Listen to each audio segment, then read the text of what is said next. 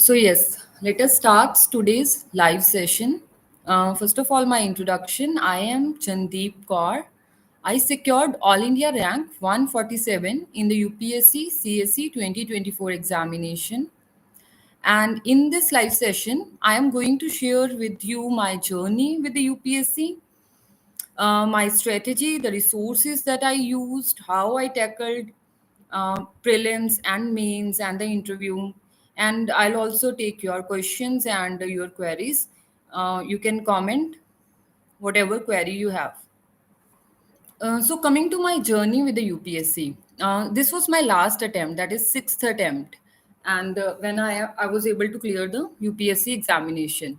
I am working as income tax inspector since 2018. सो उससे जब मैं 2018 में मैंने इनकम टैक्स डिपार्टमेंट ज्वाइन किया तो उसी टाइम पे I also appeared for UPSC twice in 2017 and 2018 but then at that time मैंने कोई यूपीएससी मतलब प्रिपेयर करके नहीं दिया था ऐसे ही just I appeared for the examination with by basic जो सीजीएल की मुझे जीके आती थी थोड़ी बहुत उसके बाद I join the department I was happy with my job and was like I got the home posting. So I was quite content. But after 2 3 years, I realized that no, this is not where I should be. I should, if I have the potential, then again I should pursue UPSC. And also I observed कि जो lower levels होते हैं वहाँ पे there is a lot of stagnation in the career. So, and I also saw IRS officers, and this is what motivated me कि मुझे दोबारा से यूपीएससी करना चाहिए. तो 2021 और 2022 के बीच में मैंने दोबारा प्रेपरेशन स्टार्ट कर दी. तो मेरा 2022 में जो अटेम्प्ट था that was first serious attempt. In that attempt I was able to clear the prelims. उस टाइम पे फिर मेरा मेंस नहीं हुआ. 2023 में I clear the prelims again, mains नहीं हुआ. एंड 2024 में मेंस हुआ फर्स्ट टाइम और उसी टाइम पे इंटरव्यू कॉल फर्स्ट टाइम आई. So I was able to secure rank in my last attempt. Yes, I will share all my strategies and then I will take your queries. सो मेरी जो strategy है basically I think कि वो जो working professionals हैं उनके लिए ज़्यादा यूजफुल होगी. बट जहाँ जो लोग घर से प्रिपेयर कर रहे हैं, जो कोई फाउंडेशन कोर्स नहीं ज्वाइन कर सकते, तो उनके लिए I will share all the resources that I use. मुझे घर पे बैठ के बहुत टाइम लगा रिसोर्सेज को कंसोलिडेट करने में और सिलेबस को पूरा कैसे करना है कम रिसोर्सेज में ये चीज़ें फाइंड आउट करने में. But now I think I have the list and I hope कि ये किसी को अगर यूजफुल हो then you can use it.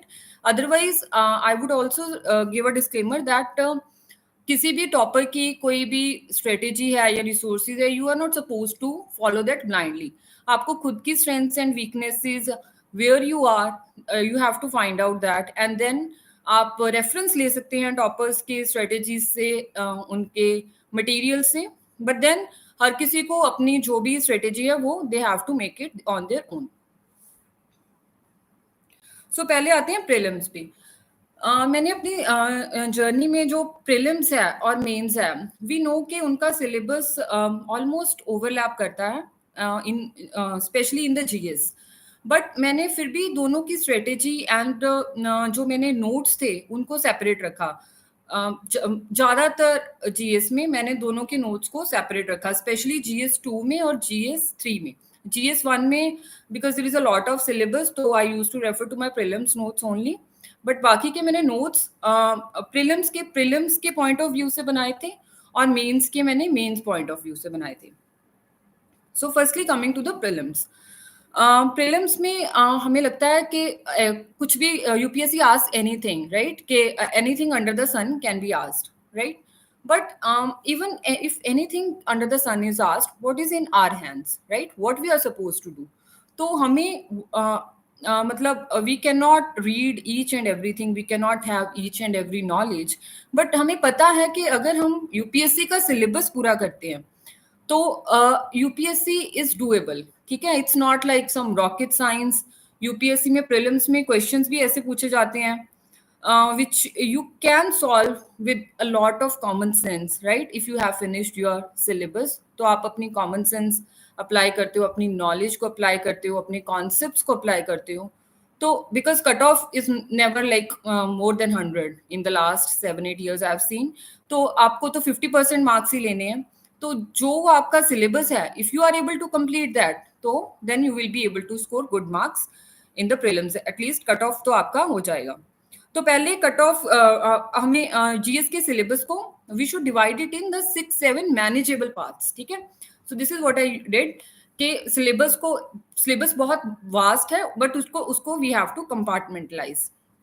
तो हमारी 6-7 ही कुछ मोटे मोटे सब्जेक्ट हैं जीएस के, एंड उन्हीं में हम सारा सिलेबस को डिवाइड कर लेंगे। For example history, geography, economy, polity, environment, science and tech, and something like international relations, ठीक है। This is how we are going to divide the syllabus. उसके बाद जो भी करंट अफेयर्स आ रहे हैं वो भी इसी में से आ रहे हैं, राइट। जो भी क्वेश्चंस पूछे जा रहे हैं वो इन्हीं सब्जेक्ट्स में से आ रहे हैं कहीं ना कहीं से। तो we have to finish the syllabus as per the head of the, जो भी हमारा सब्जेक्ट है उस हेड के हिसाब से we have to finish the syllabus. So सबसे पहले यूपीएससी में जब हम प्रिपरेशन स्टार्ट करते हैं, सबसे easiest thing to do is polity, ठीक है।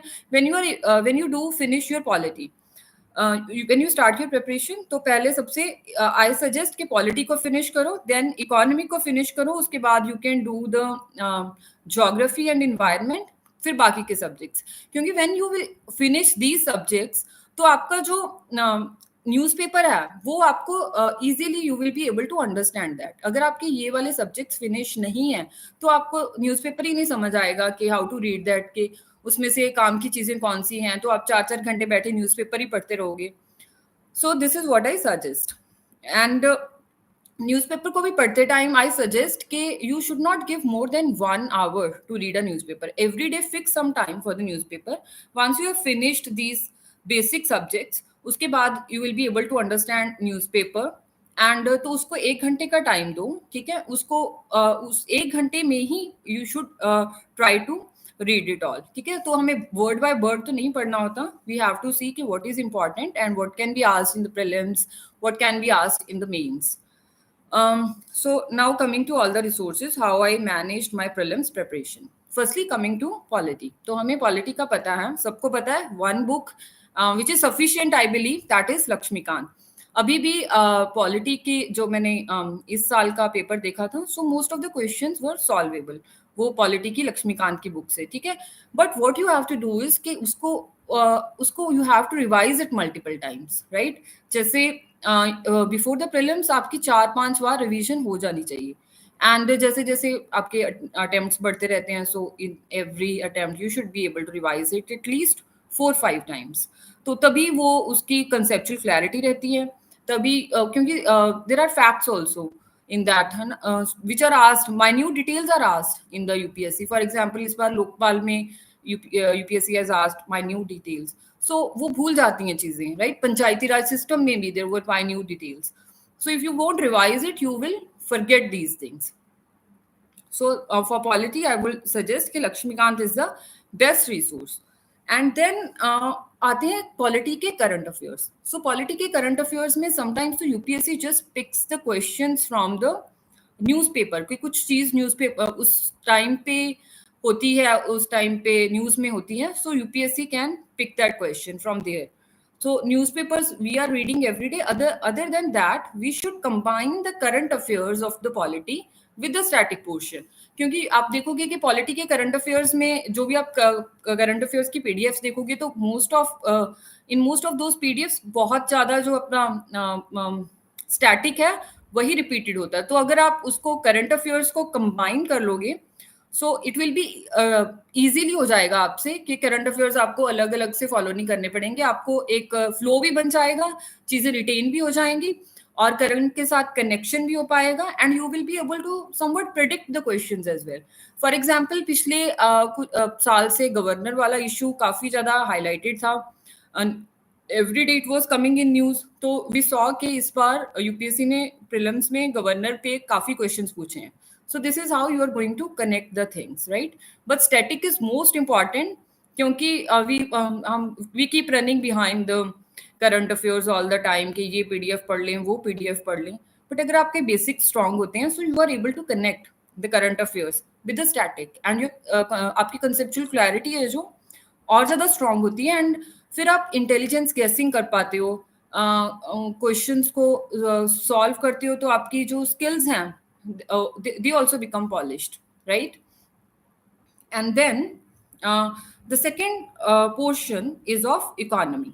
पॉलिटी के बाद आई वुड सजेस्ट कि आपको इकोनॉमी करनी चाहिए, क्योंकि पॉलिटी से भी 13 से 20 तक क्वेश्चंस आते हैं, इकोनॉमी से भी इतने क्वेश्चंस आते हैं। तो इकोनॉमी के लिए मैंने एक रिसोर्स जो फॉलो किया वो थी मृणाल सर की, जो पीसीबी की पीडीएफ आती है, ठीक है। एंड आई वुड सजेस्ट कि वो it's bulking, yes it is, and sometimes वो थोड़ी बोरिंग भी लगती है, क्योंकि उसमें बहुत ज़्यादा फैक्चुअल इन्फॉर्मेशन होती है, बट वी सी के UPSC asks the factual information, right?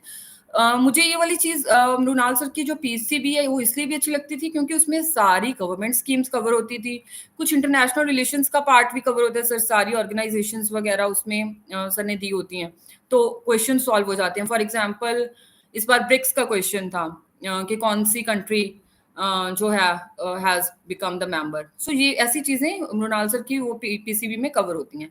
And the other thing is कि जो उनकी विन सीरीज आती है तो उनमें हमें करंट अफेयर्स की टेंशन लेने की जरूरत नहीं पड़ती, उसमें अपना जो उस टाइम का बजट भी कवर हो जाता है, राइट? इकोनॉमिक सर्वे भी कवर होता है, उस साल के करंट अफेयर्स भी कवर होते हैं। सो that was the only resource I used for economy. तो मैंने कहीं और से कोई करंट अफेयर भी इकोनॉमी के कभी नहीं पढ़े, just I use to every time I use to read the PCB, तो मैं उसका नया एडिशन जो होता था वो वाला रिवाइज करती थी। जैसे पीसीबी अगर 12 किया तो उसके बाद आई डू द पीसीबी 13 अगर सर का आ गया हो तो, सो उससे मेरे करंट अफेयर्स भी कवर हो जाते थे। एंड काफी बॉडीज वगैरह, रैंकिंग्स वगैरह, right? Everything is there in that booklet, and I would suggest कि ये बहुत अच्छी बुकलेट है इफ यू वांट। बाकी whatever you have done, right, वो आप फॉलो कर सकते हो। I am just sharing what I used and what I found valuable. And next thing is geography. तो because I was preparing from home, तो कई बार concept समझ नहीं आते हैं हमें ज्योग्राफी की। वो एनसीईआरटीज हैं 11th की, ऑल्दो वेरी गुड बुक, अभी यूपीएससी ने डायरेक्टली भी वहाँ से क्वेश्चंस पूछे हैं एनसीईआरटी में से, बट उसको इजी बनाने के लिए मैंने सुदर्शन गुर्जर सर के ज्योग्राफी की जो क्लासेस हैं उसके नोट्स बना लिए थे। सर का फिजिकल इंडिया ज्योग्राफी का मॉड्यूल, ह्यूमन ज्योग्राफी का मॉड्यूल, वर्ड ज्योग्राफी का और इंडियन ज्योग्राफी, मतलब वर्ड फिजिकल का, इंडियन ज्योग्राफी का, वर्ड मैप्स का और ह्यूमन ज्योग्राफी का। उसमें उसके बाद you feel like you are not left out on anything, तो रिटेन भी हो जाता है और नोट्स भी बड़े कंसाइज बनते हैं, इजीली एक दिन में सारी ज्योग्राफी रिवाइज हो जाती है। So if anybody is preparing from home and do not know के what they should do for the geography, तो सुदर्शन गुर्जर सर का मुझे सही लगता था, so I followed it and written भी हो जाता था बहुत इजीली। एंड सर क्लास में भी काफ़ी रिवीजन इतनी करा देते हैं रिवर्स वगैरह की कि वो माइंड में फिक्स हो जाती हैं। एंड सिमिलरली इन्वायरमेंट के लिए भी मैंने इकोलॉजी एंड इन्वायरमेंट के लिए भी सर की सिर्फ क्लासेस ही I attended and I made notes of them, तो that was the only material I used. उसके बाद ये दोनों चीज़ें करने के बाद आई क्लब मैं ज्योग्राफी और इन्वायरमेंट के जो है इन दोनों को क्लब फॉर्म में ही I use to do these things के नोट, मतलब क्योंकि जो रिवर्स वगैरह होती हैं वो आपको काम आती है, नेशनल पार्क्स या wild life sanctuaries, all those things, उनको भी रिलेट करने के लिए। सो मैं दोनों को इकट्ठा पढ़ती थी, मतलब एक फ्लो में पढ़ती थी। ज्योग्राफी हो गया तो उसके बाद I use to do the ecology and environment, और उसके बाद आता है करंट अफेयर्स पार्ट। तो जो विजन की 365 सीरीज होती है, तो when I have used to cover this section, जब मैंने ज्योग्राफी का स्टैटिक कर लिया और इन्वायरमेंट कर लिया, तो उसके बाद विजन की 365 वाली PDF I used to read. तो एक तो फ्लो मेंटेन हो जाता था, कॉन्सेप्ट्स रिटेन हो जाते थे, चीजें समझ में आती थी, कनेक्ट हो पाती थी, और एक जो करंट अफेयर्स की जो हमें वो एक बर्डन सा रहता है कि करंट अफेयर है, करंट अफेयर है, करंट अफेयर है, तो वो मतलब एक तरह से स्टैटिक के साथ ही पढ़े जाते थे, तो इजीली रिटेन हो पाते थे। So this is what I used to do. बाकी इन्वायरमेंट में क्वेश्चंस हैं जो मतलब वो बड़े अनकन्वेंशनल से भी आते हैं, बड़े ऐसे से आते हैं कि ये कैसे ही होंगे। जैसे स्पीशीज वगैरह का पूछ लिया, वी समटाइम्स डोंट नो कि क्या है ये स्पीशीज, तो इन चीज़ों को कवर करने के लिए आई वुड सजेस्ट कि जो भी पीवाईक्यूज हैं, आपको उनको बहुत अच्छे से करना है। इन्वायरमेंट मतलब सभी सब्जेक्ट्स की करना है, बट इन्वायरमेंट में जैसे कुछ स्पीशीज आ गए, फॉर एग्जाम्पल आपको कुछ नेम्स आ जाते हैं, क्रस्टेशियंस हैं, सिटेशियंस हैं, पिनीपेड्स हैं, ये क्या है ना। So how to do that, जो भी जब भी आप इस नाम का रेफरेंस कहीं पे भी किसी भी क्वेश्चन में देखते हो, so you have to search कि ये क्या है, क्रस्टेशियंस क्या होते हैं, ठीक है, इनमें कौन कौन से स्पीशीज आते हैं। You should have an idea, you should have that imagination, ताकि आप जब क्वेश्चन आए आपको इस चीज के बारे में, so you are able to make some intelligent guessing about it, और यू हैव एन आइडिया कि what the UPSC is asking. तो ऐसे स्पीशीज वाले questions UPSC often ask. So this is how you can handle that, right? उसके बाद NCERTs की बात है, तो ज्योग्राफी में जो एनसीईआरटीज हैं, आई वुड सजेस्ट कि 11th और 12th की NCERTs are very good NCERTs, and वो आपको मतलब थरोली आपको सब उनके उनमें क्या लिखा हुआ है यू शुड नो। आपको पूरी कंसेप्चुअल क्लैरिटी होनी चाहिए कि what is written in those NCERTs. आप कोई भी आपने बाकी का फाउंडेशन कोर्स किया है, जो आपके कहीं से भी नोट्स हैं, आपको देखना है कि आपके नोट्स में जो भी एनसीईआरटीज में लिखा हुआ है क्या वो कवर्ड है। So you have to go through the NCERTs once or twice or thrice, as many times as you want to, और उसमें से जो भी एक्स्ट्रा है वो आपको अपने नोट्स में ऐड कर लेना। And then comes the history part. तो हिस्ट्री में से भी हमें 15 क्वेश्चन से 20 क्वेश्चन आते रहते हैं, राइट। इस बार मॉडर्न में से ज्यादा थे, कई बार एंशियंट और मेडिवियल में से आते हैं। तो हिस्ट्री में हमारे पास 4 पोर्शंस हैं। What are 4 portions? We have the modern history, we have the ancient, we have the medieval, and then we have the art and culture. So art and culture हमें लगता है कि बहुत ही बड़ा पार्ट है, राइट। तो somebody is asking कि आप गए थे दिल्ली कोचिंग लेने। सो यस, नो, मैं दिल्ली कोचिंग लेने नहीं गई थी। मैं I was a working professional, तो मैं घर पे ही तैयारी कर रही थी। आई did not have the time for any foundation course. तो मैं आई वाज जस्ट मतलब जहाँ से भी मुझे कई रिसोर्सेज लगते थे जो इजी वे में हो पाते थे, so I use to take the online help, but I never went for any offline coaching. हाँ, मतलब रिसोर्सेज मैंने यूज किए हैं from here and there, from various online coaching material, वो मैंने यूज किया है, and I am sharing everything कि मैंने क्या क्या यूज किया है, right. So geography, we were on the history part. तो हिस्ट्री में we have the four portions, ancient, medieval and modern and the art and culture. तो मॉडर्न के लिए हम सबको पता है we have the spectrum as the resource, right. Spectrum को आपको कैसे पढ़ना है, मतलब स्पेक्ट्रम इज 700-800 पेजेस की बुक है। तो यू कैन मतलब बल्कि लगती है, और एक बार में उसमें इतनी ज्यादा वो होती है, डिटेल होती है, इतने ज्यादा फैक्ट्स होते हैं, याद नहीं रहते। तो आपको क्या करना है कि जो पहली रीडिंग कर रहे हो, तो यू शुड नो कि आप एक दिन में कितने पेजेस पढ़ सकते हो।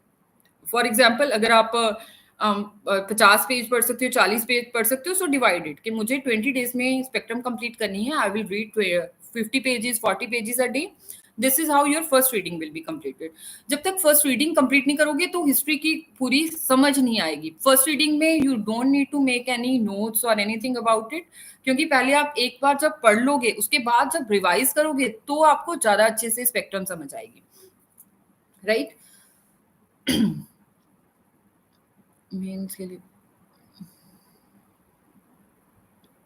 आई will share, somebody has written कि मेंस के लिए मैं पहले प्रीलिम्स की स्ट्रेटेजी शेयर कर रही हूँ, उसके बाद I will share all the book list whatever I did for the mains as well, right.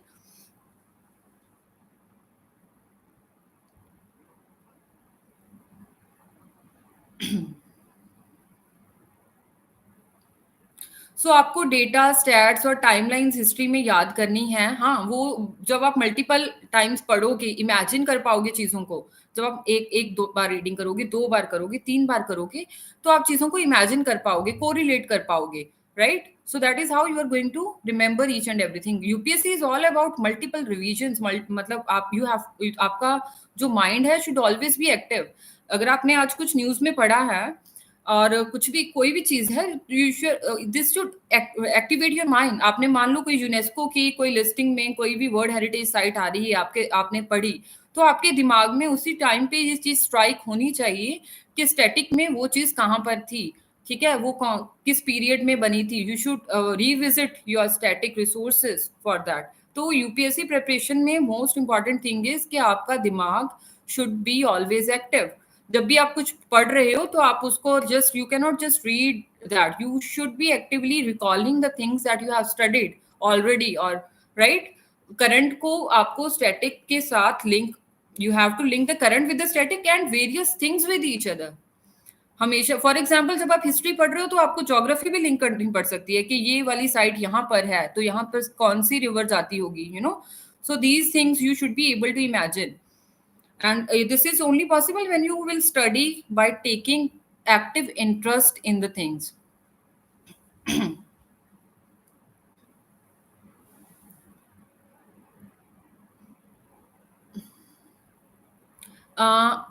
Somebody is asking कि क्या आपने सारे कोर्सेज ऑनलाइन? हाँ, मैंने सब कुछ ऑनलाइन ही किया था. एंड और ऑनलाइन भी how I use to do के इतने दिनों में मैं चीज़ें नहीं करती थी. ऑनलाइन भी मैंने मल्टीपल जगह से चीज़ें की थी, जो भी मुझे लगा कि ईजी है और बेस्ट है.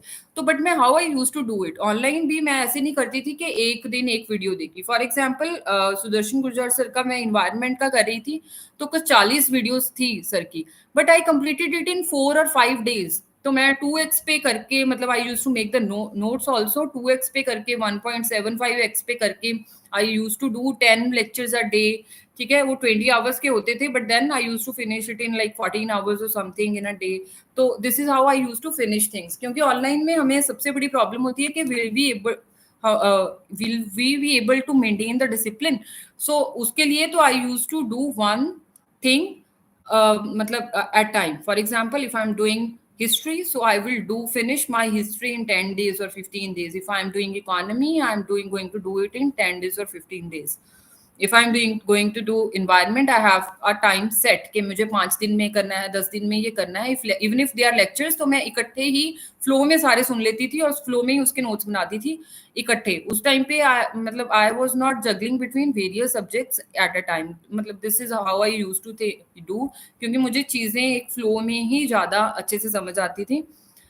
इससे आपको 360 डिग्री चीज़ें समझ आ जाती हैं. You are able to maintain the continuity, able to connect the things in a better manner. Baki, everyone can have different strategy.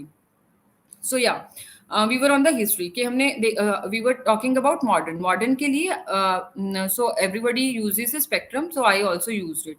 But spectrum को आपको you have to read it multiple times, right? 3-4 times, क्योंकि उसमें से भी if you go to make the notes out of it, तो you might miss certain information.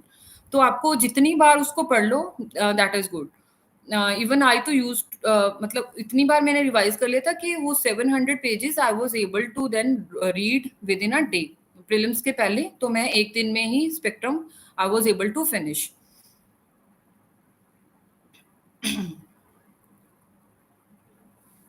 And then coming to the ancient and the medieval part.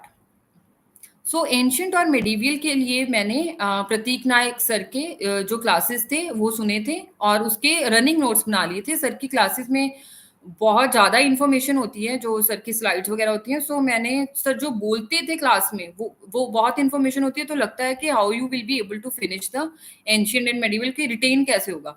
तो जो sir सिर्फ बोलते थे, जिसपे सर एम्फेसाइज करते थे, तो उसके accordingly I use to make the notes. तो मैंने एंशियंट और मेडिवियल के सर की क्लासेस के ही रनिंग नोट्स बनाने के बाद और मैंने पढ़ा था themes in Indian history and our pass. So in books में भी बहुत ज़्यादा इन्फॉर्मेशन है, और दूसरा इसमें से क्वेश्चंस डायरेक्टली भी आते हैं. एंड इनमें जो मैप्स दिए हुए हैं उनमें से यूपीएससी बहुत क्वेश्चंस पूछती है. जैसे कि महाजनपदास का मैप हो गया, अशोका की जो भी एडिक्ट्स हैं उनका मैप हो गया. सो ये चीज़ें आपको बार बार मतलब देखनी है, अच्छे से देखनी है कि कौन सी जगह किस स्टेट में है, उसके पास से कौन सी रिवर जारी होगी, राइट. मतलब बहुत ही minutely things are asked in the UPSC. एक बार 1-2 साल पहले यूपीएससी ने अशोका के एडिक्ट्स का पूछा था कि कौन सी एडिक्ट किस स्टेट में है, राइट. एंड इस बार था कुछ रिवर्स के बारे में था, महाजनपदास के कुछ नाम दिए हुए थे, उनके साथ कुछ रिवर्स दी हुई थी.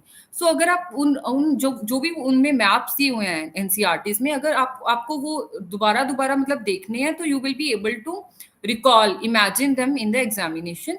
तो उससे आपका you will be able to attempt the question rightly. And other thing is Tamil Nadu की जो बुक है, तमिलनाडु की बुक ही you have to read that, specially जो भी हमारे जो भी साउथ इंडियन एम्पायर्स हैं, चोला, चीरा, Pandya, Pallavas, right, all those, इनके लिए स्पेशली तमिलनाडु की जो 11th बोर्ड की एग्जाम 11th क्लास की है वो book, you can refer the new one as well, अगर आपके पास पुरानी है तो पुरानी भी कर सकते हैं। एंड इसमें से आर्ट एंड कल्चर भी काफी हद तक कवर हो जाता है, क्योंकि उनमें सारी डायनेस्टीज की कोई कौन कौन सी उनका आर्ट एंड कल्चर में कंट्रीब्यूशन है काफी हद तक दे रखा है। सो मैंने कोई और चीज आर्ट एंड कल्चर के लिए फॉलो नहीं की, just that was my resource. And उसके बाद जो विजन की 365 आती है आर्ट एंड कल्चर की, वो कर लेती थी। तो मतलब वो फोमो नहीं होता था कि आर्ट एंड कल्चर नहीं हुआ, right. So this was my resource for the ancient and medieval and culture. And now science and tech, science and tech मैंने कुछ स्पेशली उसके लिए नहीं किया, उसके लिए current affairs were enough. I think current affairs what मैं various resources से करती थी, जैसे कि विजन के हो गए और स्लीपी क्लासेस के हो गए, एंड स्लीपी क्लासेस के एमसीक्यूज हो गए। तो वहाँ पे स्लीपी क्लासेस की एक धर्मेंद्र सर की साइंस एंड टेक की कुछ वीडियोस आती हैं प्रीलिम्स से पहले, 5-5 घंटे की होती हैं, कुछ इंपॉर्टेंट टॉपिक्स की। तो वो बहुत मतलब इजीली समझा देते थे, तो और साइंस एंड टेक डुएबल हो जाता था, क्योंकि साइंस एंड टेक में ज्यादातर थीम्स होते हैं वो करंट अफेयर्स से ही रिलेटेड होते हैं। And other than that I use to do the PYQs, बहुत ज्यादा थरोली करती थी मैं करंट साइंस एंड टेक के PYQs। इवन जो दिशा पब्लिकेशंस की बुक है जिसमें 30+ ईयर्स के कुछ प्रीवियस ईयर क्वेश्चंस हैं, तो I use to do even जो बायोलॉजी के हैं, जो केमिस्ट्री के, फिजिक्स के, जो भी प्रीवियस ईयर क्वेश्चंस जो मुझे लगता था कुछ तो ज़्यादा ही मतलब कंसेप्चुअल होते हैं, जो नहीं थे कंसेप्चुअल, जो रिलेटेड थे आज के टाइम के हिसाब से, सो I use to do those. ठीक है, जहाँ कुछ कंसेप्चुअल क्लैरिटी के लिए भी कोई चीज़ें यूपीएससी समटाइम्स पूछ लेती है, जैसे एक बार वाटर का पूछ लिया था कि डायपोल मूवमेंट वगैरह के बारे में। So this is how I use to do the science and tech. And now coming to the international relations, तो इंटरनेशनल रिलेशंस के लिए भी just current affairs use to be enough. बाकी कुछ चीज़ें रोनाल्ड सर की उसमें पीडीएफ में कवर हो जाती हैं, और कुछ इंटरनेशनल रिलेशंस के जो भी हमारे करंट अफेयर्स के पीडीएफ्स होते हैं। So now I will take the questions one by one.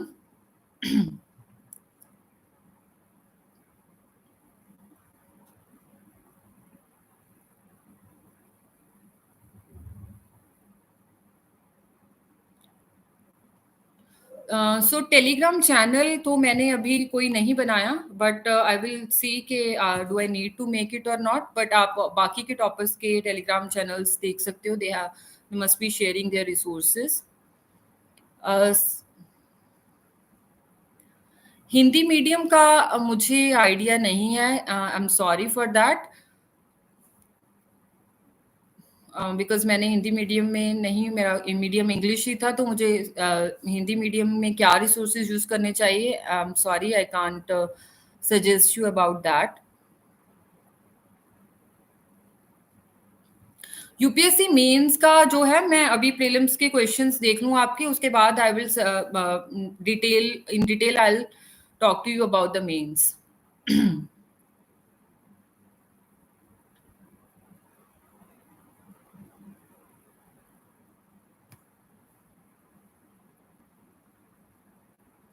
आप न्यूज़पेपर को आई वुड सजेस्ट कि you should make the habit of reading the newspaper, right, कि उसका जो आपको टेलीग्राम में ये वो चीज़ें मिलती हैं, इन शॉर्टकट्स में मत जाइए। आप एक न्यूज़पेपर की सब्सक्रिप्शन लीजिए, हिंदू की ले लीजिए, लोग इंडियन एक्सप्रेस की भी लेते हैं, but I use to follow the Hindu, क्योंकि थोड़ा मेरी हैबिट बनी हुई थी उसको पढ़ने की, एंड मुझे थोड़ा इजी लगता था। बट आपको द हिंदू या इंडियन एक्सप्रेस में से जो भी इजी लगता है, you can read it every day. हाँ, अगर कुछ दिन मिस हो जाए, 2 दिन मिस हो जाए, 3 दिन मिस हो जाए, तो आपको ये फोमो नहीं होना चाहिए कि मेरा न्यूज़पेपर मिस हो गया, इट्स ओके। आपको वो चीज़ें, क्योंकि थीम जो होते हैं रिपीटेड ही होते हैं, एंड अगर कोई न्यूज़पेपर में ऐसी कोई न्यूज़ होगी जो इम्पॉर्टेंट होगी प्रीलिम्स के पर्सपेक्टिव से या मेंस के पर्सपेक्टिव से, तो ज़्यादातर जो है अपने करंट अफेयर पीडीएफ्स वाले वो कवर कर ही लेते हैं। तो you should read the newspaper, आपकी बेसिक अंडरस्टैंडिंग बनती है, आपको चीज़ें होलिस्टिकली समझ आती हैं। और जब आप करंट अफेयर्स की पीडीएफ भी पढ़ते हो, तो जो सबकॉन्शियस माइंड में चीज़ें बैठी हुई हैं, वो आप एक्टिवली उनको रिकॉल कर पाते हो, ज़्यादा वो आपके दिमाग में ज़्यादा अच्छे से फिर वो मतलब you are able to retain those things. तो अगर कोई घंटों की बात है तो मुझे लगता है कि देयर इज नथिंग लाइक कि कितने घंटे पढ़ना चाहिए। आपको अपना टाइम टेबल ऐसे बनाना चाहिए कि आपके कुछ माइक्रो टारगेट्स हैं, कुछ मैक्रो टारगेट्स हैं। आपको 10 दिन में ये आपको सिलेबस पूरा करना है बेसिकली, एंड आपको रिविजन्स करनी है, right?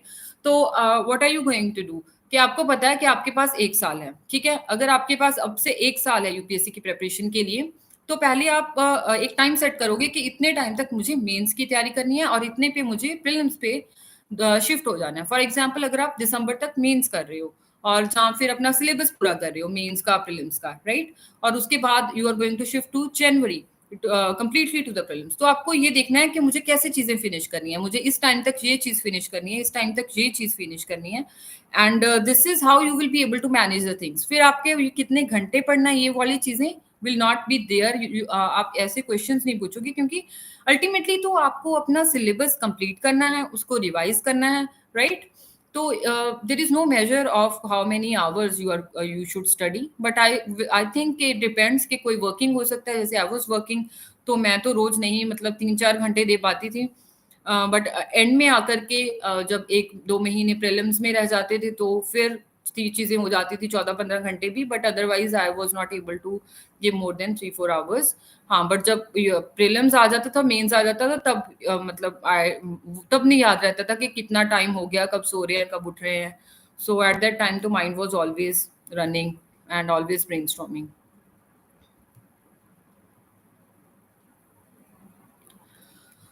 So data, all the data timelines, ये सब चीजें रिमेंबर करने के लिए तो you have to revise the things again and again and again and then interlink them with the various things.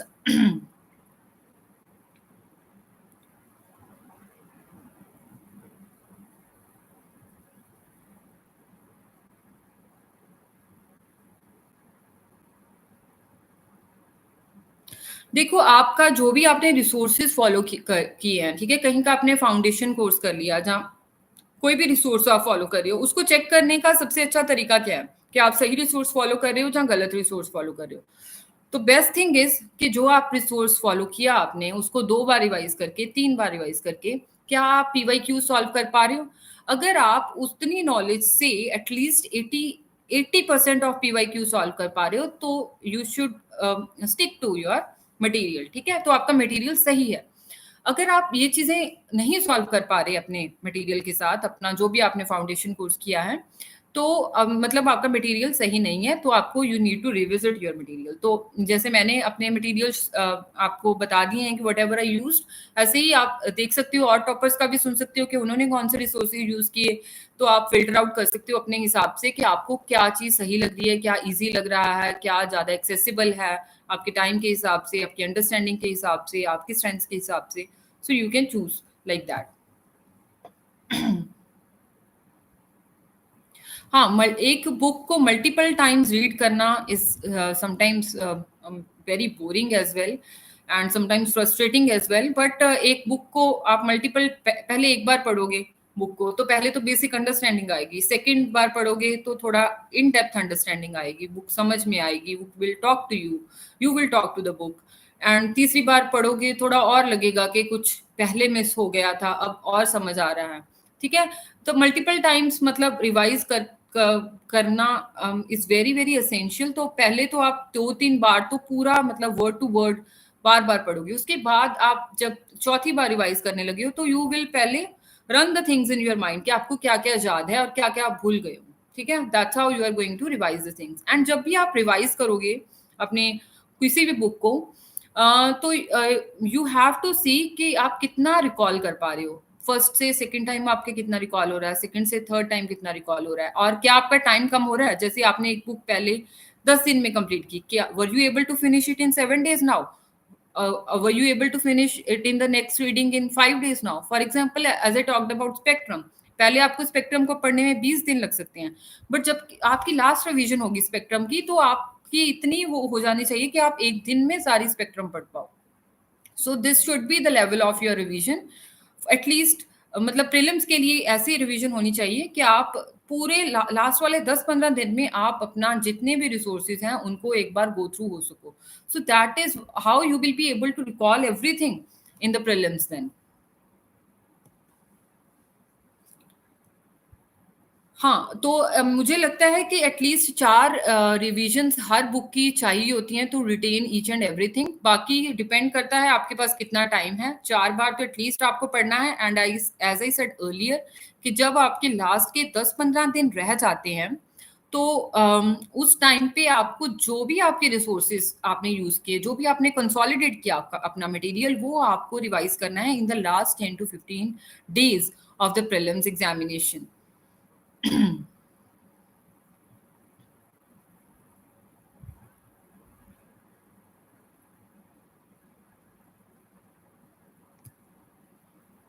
So mains का I will talk to you कि कैसे क्या क्या डिफिकल्टीज आती हैं इन द अभी प्रीलिम्स के सारे doubts I take.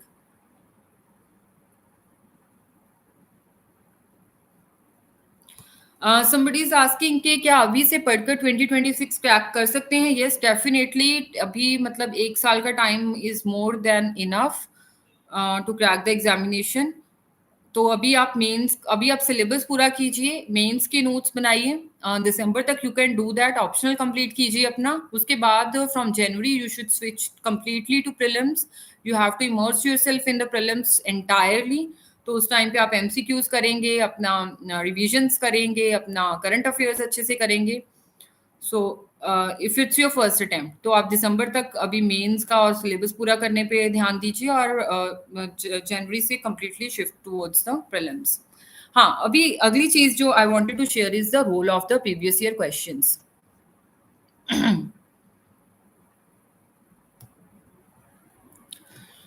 Rule of the previous year questions. तो प्रीवियस ईयर क्वेश्चंस आपने अभी भी देखा होगा कि कितना रिपीटेड थीम्स में से अब यूपीएससी ने क्वेश्चंस पूछे हैं. तो प्रीवियस ईयर क्वेश्चंस की एक बुक आती है दिशा पब्लिकेशंस की. उसमें 30 से ज्यादा साल के क्वेश्चंस हैं.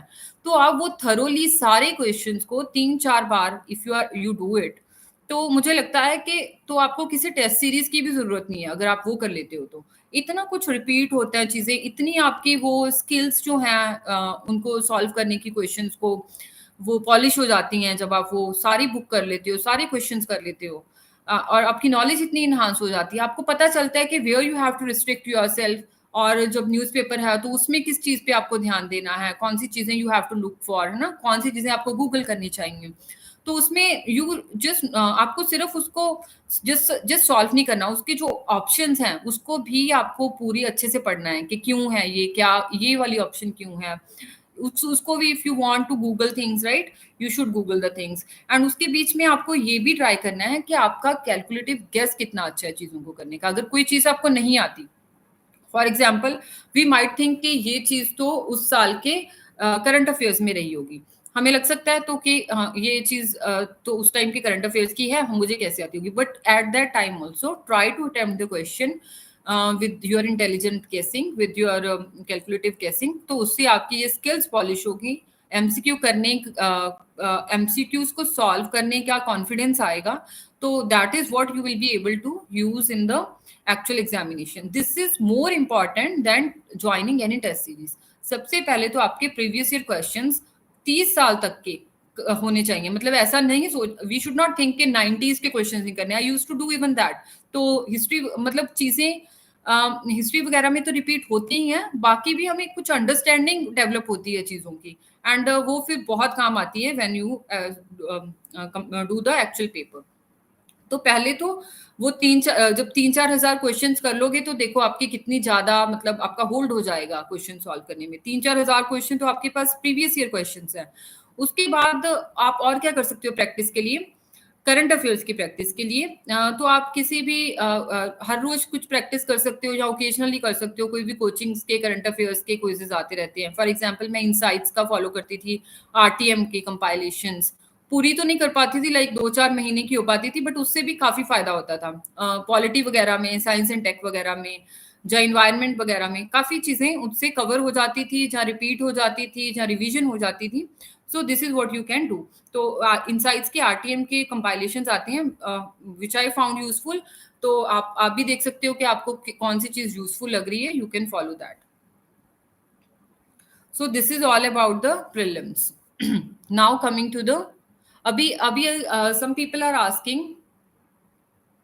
कि पीसीबी तो प्रीलिम्स के लिए है, तो मेंस के लिए क्या है?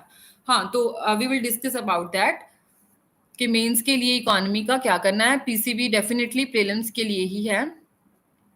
अभी सी सेट का पूछ रहे हैं लोग, तो आई विल से कि मैं I will not be able to guide much you on the CSAT, क्योंकि मैंने S S C C G L crack किया था, तो उसमें I had the all India rank 68, तो मेरा सी सेट ऑलरेडी काफ़ी अच्छा था। तो मैंने सी सेट के लिए कभी कोई पढ़ाई नहीं की थी as such. So I did not follow any resources उसके लिए। You can follow any other toppers strategy.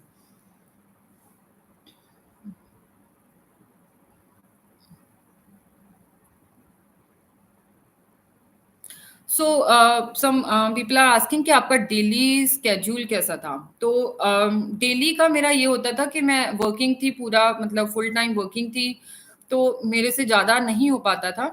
दिन में न्यूज़पेपर पढ़ लिया, जहाँ फिर ऐसा होता था कि मैंने जैसे आपको बताया कि मैंने 10 दिन एक टॉपिक के लिए रखे हैं, तो I have to finish it. तो कैसे भी फिनिश करना है, तो I have to do it, चाहे उसके लिए रात लगे, राइट, चाहे उसके लिए फिर मतलब I have to sacrifice my sleep, तो वो करना है। बट ठीक है, वैसे जनरली मेरा 4-5 3-4 घंटे यूजली रहता था उसके। बट जब प्रीलिम्स जैसे पास आ जाता था, जैसे मार्च आ गया, तो मार्च में 10 घंटे शुरू हो गई। अभी अप्रैल और मई आ गया, ठीक है। तो अगर जब मतलब I took the leave of one, if I am taking the leave from the office, तो फिर तो 15-16 घंटे हो जाते थे, ठीक है। जैसे मेन से पहले I had taken the leave, मैंने 2.5 महीने की लीव ली थी, तो उस टाइम पे तो 15-16 घंटे जितना भी हो सकता था, मतलब I use to do it. But बाकी का time I use to have the crunch of the time, 3-4 घंटे से ज़्यादा टाइम नहीं निकल पाता था। अभी coming to the SSC CGL में I was in income tax inspector. I have been working as income tax inspector now also. Now coming to the main strategy.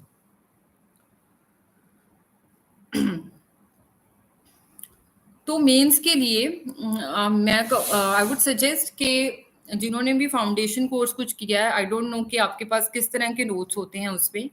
मेरे पास कुछ मेंस के ऐसे नोट्स नहीं थे, तो yes I had to do everything from scratch के कहाँ से क्या करना है। तो मैं जो मैंने रिसोर्सेज फॉलो किए, आई will share with you.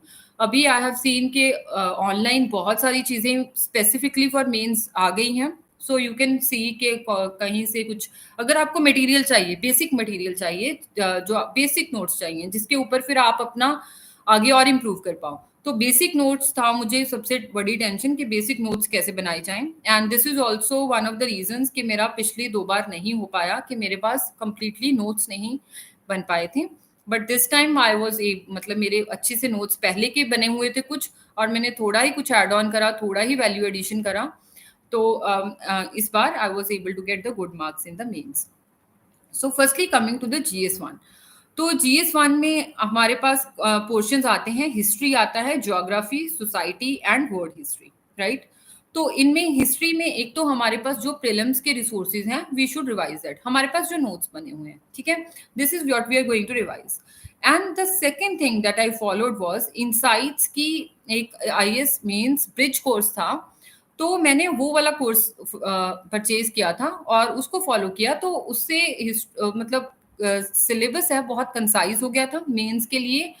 Come material, हमें ये भी होता है कि हमारे पास मटेरियल कम से कम हो, ठीक है, क्योंकि GS1 का सिलेबस इतना ज़्यादा है कि we will be lost in the syllabus, कि मेंस के पेपर भी पहले GS1 है, GS2 है, इतना कुछ रिवाइज भी नहीं हो पाता टाइम पे। तो वहाँ से मैंने क्लासेस जो इंसाइट्स की थी, मेंस का ब्रिज कोर्स लिया, उसमें से अपने नोट्स बना लिए, और उसके बाद जो भी मेरे प्रीलिम्स के जो मेरे नोट्स बने हुए थे हैंड रिटन, उनको थोड़ा यूज़ किया। And this is how I cover the GS1। और ज्योग्राफी के लिए भी मैंने प्रीलिम्स के जो नोट्स थे, सुदर्शन गुर्जर सर के दो नोटबुक्स थी, ज़्यादा नहीं थी, तो एक दिन में ही रिवाइज हो जाती थी, और उसके साथ साथ इनसाइट्स का जो मेंस का ब्रिज कोर्स था। एंड सेम सोसाइटी के लिए मैंने कुछ फॉलो नहीं किया, जस्ट PYQs किए, एंड वही थोड़ा इनसाइट्स का ब्रिज कोर्स किया।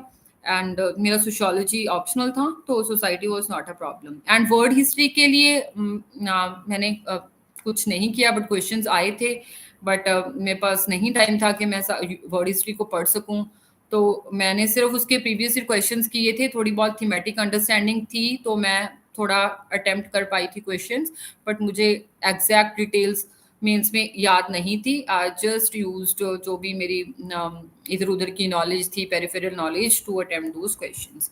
एंड अदर थिंग इज कि 2013 से लेकर के 2022 तक के जितने भी प्रीवियस ईयर क्वेश्चंस हैं, उसके मैंने नोट्स बना लिए थे। बहुत सारी चीजें रिपीट होती हैं। जब हम प्रीवियस ईयर क्वेश्चंस के नोट्स बना लेते हैं, उनको क्वेश्चन आंसर फॉर्मेट में लिख लेते हैं, तो हमारी आंसर राइटिंग स्किल्स भी हो जाती हैं, आंसर राइटिंग भी हो जाती है, राइट। बहुत सारी इंफॉर्मेशन हम ब्रेनस्टॉर्म कर पाते हैं, हमें ब्रेनस्टॉर्मिंग आ जाती है, और उसके बाद हम बहुत सारे फैक्ट्स कलेक्ट करते हैं अपने आंसर को लिखने के लिए, तो वो चीज़ें यूज होती हैं और फिर वो हमारे नोट्स का काम करती हैं। So these are the things I followed for GS1।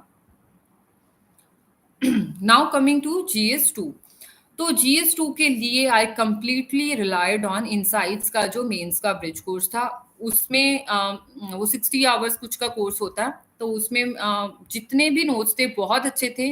Manjunath sir के नोट्स थे, बहुत अच्छे थे। और GS2 में मेरे 115 कुछ मार्क्स आए थे। पिछली बार भी सर के नोट्स से 115 कुछ मार्क्स आए थे, और मैंने एक भी चीज़ फॉलो नहीं की, जस्ट उनके नोट्स, और मैंने मल्टीपल टाइम्स उसको रिवाइज किया। सो this is how my GS2 was covered. तो मुझे इतना टेंशन लेने की जरूरत नहीं थी, मुझे फोमो नहीं होता था कि मुझे और क्या करना है GS2 का। तो उसमें सारे सर प्रीवियस ईयर क्वेश्चंस भी करवा देते हैं, तो वो प्रीवियस ईयर क्वेश्चंस की भी मुझे टेंशन नहीं थी। तो आप भी ऐसा, मतलब अगर आपको उसमें मेंस में ये प्रॉब्लम हो रही है कि आंसर राइटिंग करें कहाँ से, क्या शुरू करें, कहाँ, मतलब कुछ मटेरियल ही नहीं है, ऐसे कैसे आंसर राइटिंग शुरू कर दें, तो फर्स्टली आई सजेस्ट कि जिनको भी ऐसी प्रॉब्लम होती है, क्योंकि मुझे ये होती थी, तो आप अपने कुछ मेंस के बेसिक नोट्स पहले आप बना लें। आप कहीं से भी ऐसे हेल्प ले सकते हो, जैसे I took these small small courses. And then comes GS3। तो GS3 का भी बहुत ज़्यादा वास्ट सिलेबस है।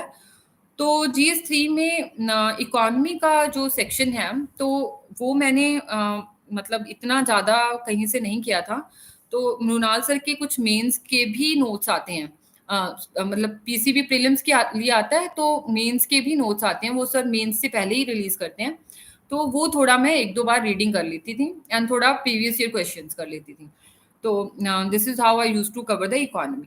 एंड फिर आ गया एग्रीकल्चर वाला पार्ट, सिक्योरिटी एग्रीकल्चर वाला पार्ट। तो एग्रीकल्चर वाला पार्ट मैंने क्या किया था इस बार, फोरम IAS का मेंस का करंट अफेयर्स का कोर्स ज्वाइन किया था, तो उसमें काफी चीजें कवर्ड थी, तो वहां से ये चीजें कवर हो जाती हैं। और इकोनॉमी के जो मृणाल सर के नोट्स हैं, उसमें भी एग्रीकल्चर का एक वो टॉपिक रहता है, तो उसमें भी चीजें काफी हद तक कवर्ड होती हैं। उसके बाद सिक्योरिटी है, साइंस एंड टेक है, इन्वायरमेंट है। तो इनमें से इनके लिए मैंने इनसाइट्स का ब्रिज कोर्स किया था, मेंस का ब्रिज कोर्स। अभी वो प्रीलिम्स के बाद ही रिलीज करते हैं, so you can see if you want to, जहाँ फिर आप कोई और इंस्टीट्यूट आजकल काफी सारे देने लगे हैं, जैसे फॉरम आईज का भी आता है, आई थिंक सारथी करके हैं, उनका भी आता है, उनके भी अच्छे होते हैं आई थिंक। तो और भी शायद वाजीराम वगैरह ये भी देने लगे हैं, आप देख सकते हो कि आपको किसका फॉलो करना है। So I just relied on the insights वाला। एंड और बाकी हो गया GS3 के लिए मैंने फॉरम IAS के मेंस के करंट अफेयर्स के वो लेक्चर्स अटेंड किए थे, सारे तो नहीं किए थे, कुछ किए थे जो मुझे इंपॉर्टेंट लगे थे। तो इससे मेरे काफ़ी करंट अफेयर्स या science and tech, international relations, environment वगैरह, ये वाली चीज़ें कवर हो गई थी। और वैल्यू एडिशन के लिए भी वो बहुत अच्छे थे, क्योंकि उसमें सर कुछ कोटेशंस वगैरह लिखा देते हैं, कुछ एग्जांपल्स लिखवा देते हैं, तो उससे आंसर्स आपके पॉलिश हो जाते हैं, थोड़े यूनिक बन जाते हैं। You can use them here and there what wherever you want to, once you have the basic material, right. And disaster management के लिए भी I relied upon the Insights का मेंस का GS3 का bridge course. And now coming to GS4। तो GS4 के लिए तो मैंने अवधेश सर की बुक थी, बेसिक नोट्स बना लिए थे उसमें से, उसमें सारी डेफिनेशंस लिख ली, बट मेरे GS4 में मार्क्स नहीं आ रहे थे पहले, पिछले दो मेंस में 100 marks I was able to score with वो वाले नोट्स के साथ, क्योंकि उसमें अच्छे अच्छे एग्जाम्पल्स नहीं थे, कुछ यूनिक नहीं था वो, बहुत ही मतलब बुक थी, बेसिक्स के लिए अच्छी थी, बट कुछ वैसे आपको अपने आंसर्स को यूनिक बनाने के लिए कुछ नहीं था। तो इस बार मैंने चैट जीपीटी से हेल्प ली, तो मैंने प्रीवियस ईयर क्वेश्चंस के नोट्स बनाए। तो प्रीवियस ईयर क्वेश्चंस के नोट्स बनाते हुए I use to ask the ChatGPT के मुझे इसमें कुछ एग्जांपल्स ऐड करके दो, इंडियन एग्जांपल्स, है ना, इंडियन न्यूज़पेपर्स से एग्जांपल, या इंडियन सिविल सर्वेंट्स के एग्जांपल्स दो, इंडियन कॉन्टेक्स्ट के एग्जांपल्स दो, या वट एवर आई, मतलब जो भी प्रॉम्प्ट था, you can write it. And then I also use to ask the ChatGPT कि मुझे हर क्वेश्चन के लिए एक दो कोटेशंस दो, राइट। तो ऐसे मैंने प्रीवियस ईयर क्वेश्चंस के नोट्स बना लिए GS4 के। और थोड़ा सा मैंने मुदित जैन सर का यूट्यूब पे भी देखा था, कुछ एग्जांपल्स वगैरह का वीडियो था, एथिक्स का कुछ वीडियो था एक दो, तो वहां से कुछ नोट्स, मतलब वहां से कुछ नोट डाउन कर लिया कि कहीं पे भी एग्जांपल या कोई कोटेशन या कुछ चीज, या जैसे एथिक्स के जो वर्ड्स होते हैं, या एथिक्स की जो डेफिनेशंस होती हैं, या फिलोसफर्स का कुछ यूज करना है तो मैं यूज कर पाऊँ। सो ऐसे करके मटेरियल तैयार हो गया था। सो यही PYQs और जो बेसिक डेफिनेशंस हैं, दिस वाज माय मटेरियल, और यही चीजें मैं यूज करती थी उसके लिए भी ना। चैट जीपीटी को यूज किया मैंने केस स्टडीज के लिए भी, कि मुझे ऐसे ऐसे केस स्टडीज का आंसर लिख के दो जिसमें कुछ कोटेशंस हो, जिसमें मेरिट्स हो, डिमेरिट्स हो, whatever is the demand of the case study. So तो अभी जब GS4 का पेपर था तो मेरे पास इतने कोटेशंस हो गए थे कि जब मैं हर क्वेश्चन को किसी कोट के साथ स्टार्ट कर पा रही थी, किसी कोट के साथ एंड कर पा रही थी। So this is what made my answers unique as well. तो मेरा एंड में पेपर छूट भी गया था, मतलब लास्ट वाली 3 जो थी केस स्टडीज में से अच्छे से हो भी नहीं पाई थी, थोड़ी टाइम की मिसमैनेजमेंट हो गई थी, but still I was able to score like decent marks in the GS4। तो मेरे कुछ 115 नंबर हैं, बट आई थिंक कि अगर मेरी वो अच्छे से लास्ट वाली केस स्टडीज अच्छे से हो पाती तो I would have scored better marks with this strategy, right. तो स्ट्रेटेजी में there was no problem, so I just mismanaged with the time.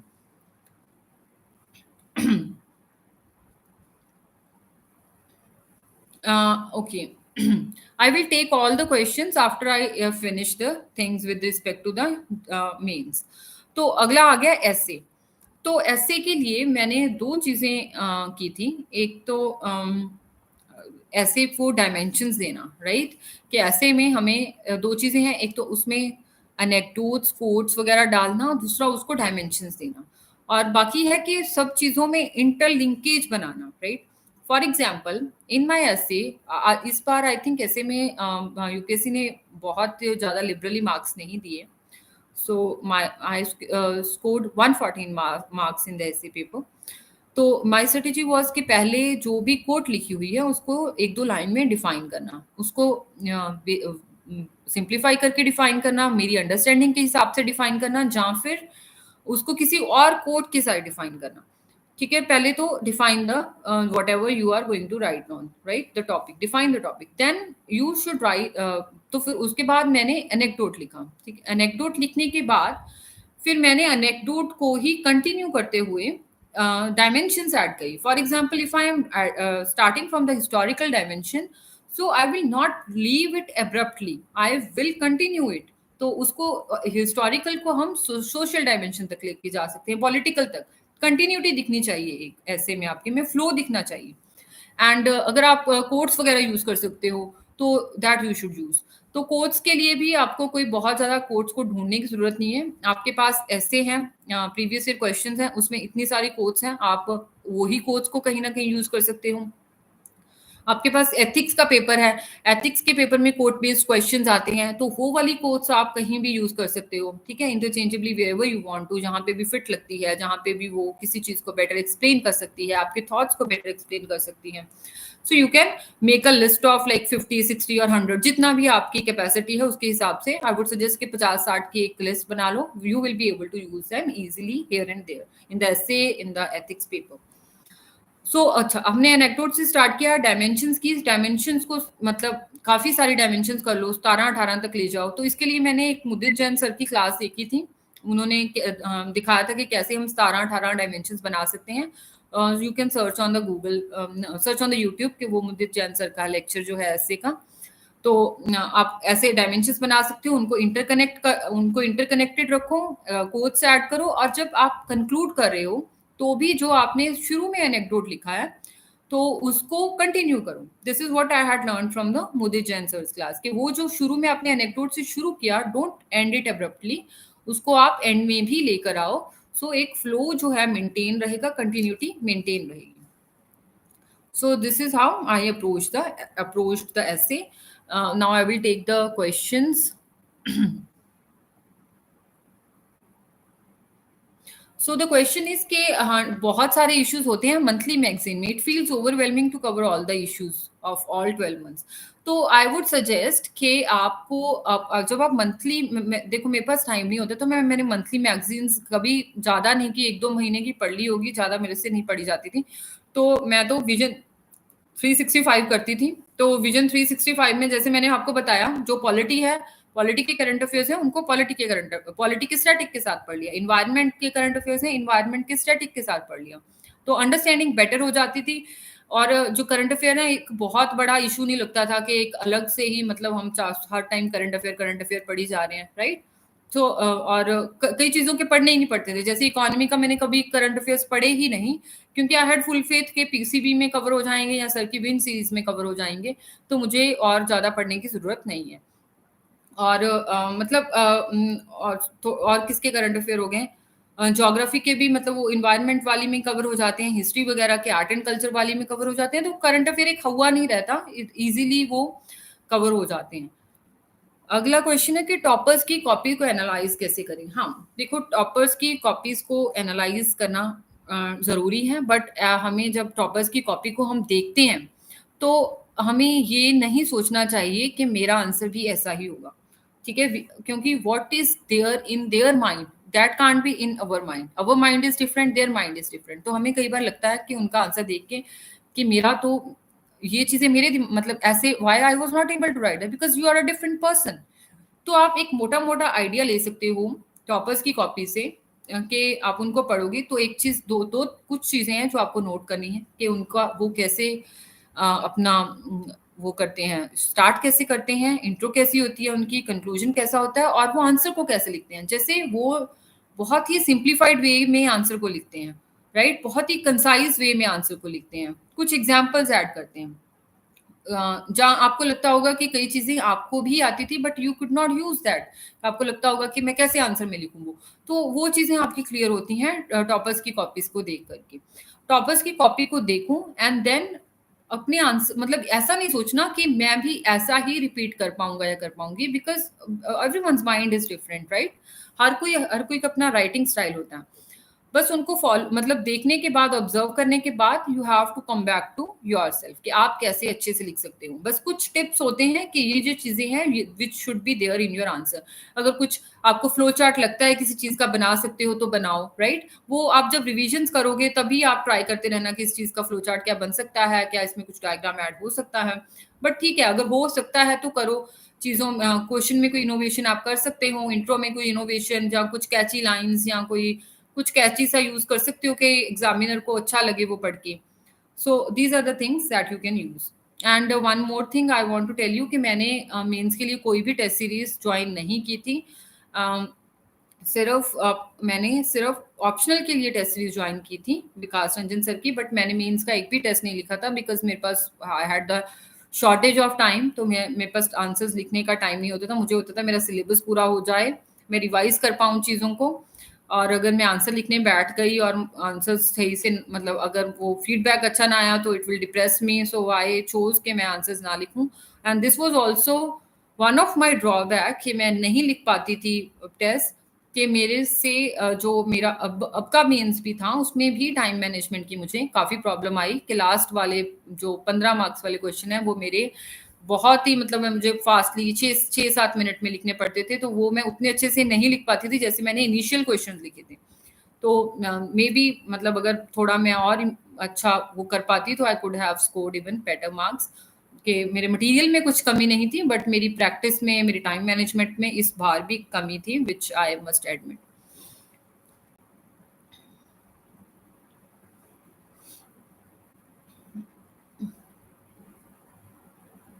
देखो मंथली मैगजीन आप एक बार पढ़ लिया करो, 2 बार रिवाइज कर लिया करो, उसके बाद में आप उसको सब्जेक्ट वाइज लेकर चलो. सब्जेक्ट वाइज, मतलब अगर आपको चीजें मैनेज करने में डिफिकल्टी आ रही है, आप मंथली मैगजीन जब पढ़ते हो, ठीक है आपने पढ़ ली, 1-2 बार पढ़ ली, उसके बाद आपको एंड में जा करके तो मैं विजन के सब्जेक्ट वाइज 365 को फॉलो करती थी। वो मंथली मैगजीन्स मुझे भी बहुत ही हेडेक लगती थी। अगर आप कर सकते हो यू शुड डू इट, अगर नहीं कर पा रहे तो I use to do that.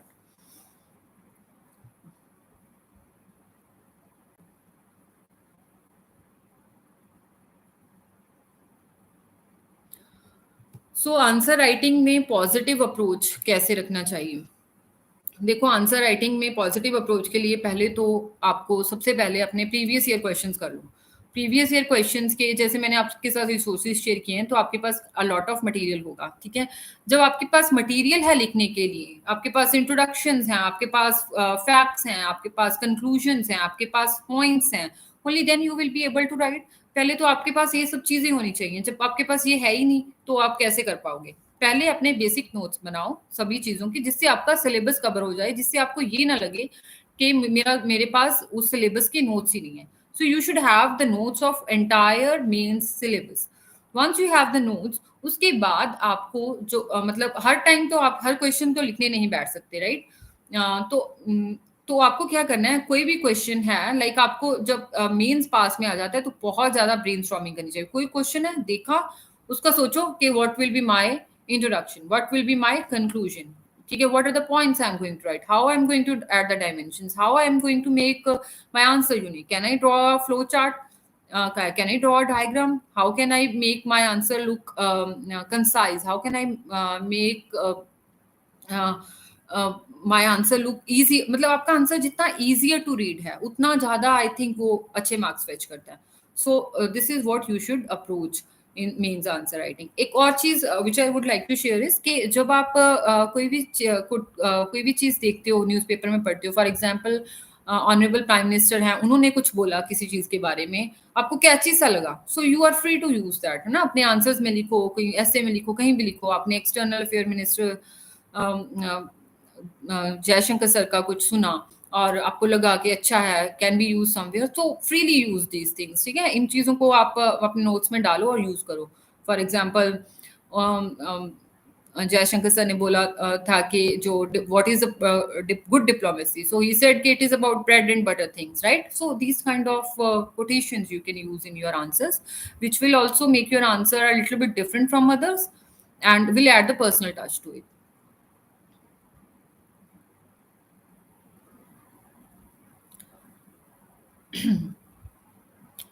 somebody has asked कि प्रीलिम्स के क्वेश्चंस बहुत कंसेप्चुअल आते हैं एंड कि उसको कैसे कवर करना है and how to develop the MCQ aptitude. अगर आपने शुरू से वीडियो नहीं देखी है तो प्लीज आप शुरू से वीडियो देखना, तो मैंने सारे रिसोर्सेज भी शेयर किए हैं और एमसीक्यू के एप्टीट्यूड डेवलप करने के लिए भी मैंने बताया कि उसके लिए you have to do a lot of practice. सबसे अच्छा सोर्स जो है प्रैक्टिस का वो है आपके प्रीवियस ईयर क्वेश्चंस। एंड उसके बाद जो भी आप तो अगर आपको कोई टेस्ट सीरीज ज्वाइन करनी है तो आप you should not be discouraged, क्योंकि मैंने देखा है कि बच्चे टेस्ट सीरीज ज्वाइन करते हैं, उनके 60 नंबर आ रहे हैं, 50 नंबर आ रहे हैं, बट प्रीलिम्स में they score the good marks. तो टेस्ट सीरीज के मार्क्स के आपको डिस्करेज नहीं होना। तो टेस्ट सीरीज को यूज करने का बेटर तरीका ये है कि आपने जब एक सब्जेक्ट कंप्लीट किया तो सब्जेक्ट वाइज टेस्ट को लगा लो, तो आपका वो सिलेबस में अगर कुछ थोड़ा बहुत कुछ रह गया है तो वो कवर हो जाएगा, rather than going for the full syllabus test, specially for the prelims. तो प्रीलिम्स के लिए मुझे टेस्ट सीरीज मतलब वो फुल लेंथ टेस्ट वाली इतनी यूजफुल नहीं लगती। सब्जेक्ट वाइज इज गुड, बाकी you can take your own call.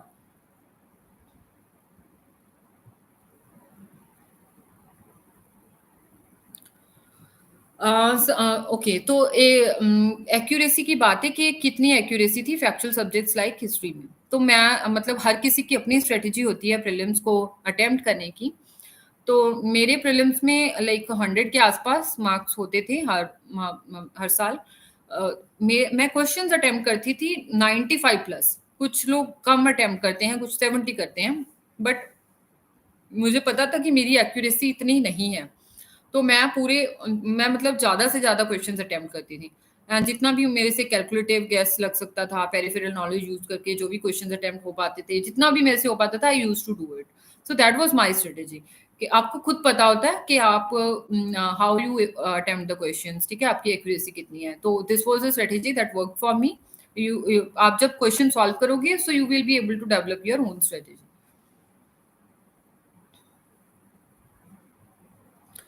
जिसने 2028 में देना है अटेम्प्ट, तो आप देख सकते हो कि आपको अभी फाउंडेशन कोर्स करना है कि नहीं, बिकॉज अब ये जर्नी मतलब इतनी लंबी हो जाती है, तो you might get frustrated in the end. तो मुझे लगता है आपको 1.5 या 2 साल पहले शुरू कर लेना चाहिए, दैट शुड बी इनफ। इतने में सिलेबस 1 साल में पूरा आराम से हो जाता है, तो 1 साल फिर आपको रिवाइज ही करना है। सो या प्रीलिम्स के लिए somebody is asking कि मैंने कितने टेस्ट दिए थे। मैंने कोई टेस्ट नहीं दिए थे प्रीलिम्स के लिए। I relied completely on the previous year questions और some of the current affairs quizzes.